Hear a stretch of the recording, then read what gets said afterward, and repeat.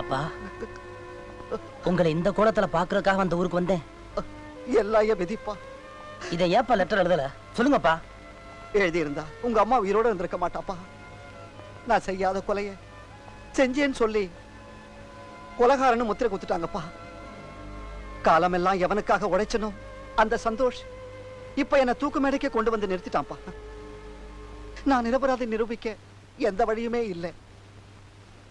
அந்த சந்தோஷ் இருக்கானே, பெரிய கோடீஸ்வரன், எதுக்கும் துணிஞ்சவன்.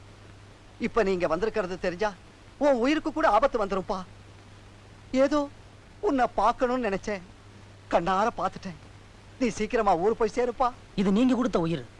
உங்களை இந்த நிலைமையில விட்டுட்டு என் உயிருக்கு பயந்து ஓடி போற கோலை இல்லைன்னா, அப்படிப்பட்ட கோலையை நீங்க பெத்து வளர்க்கல.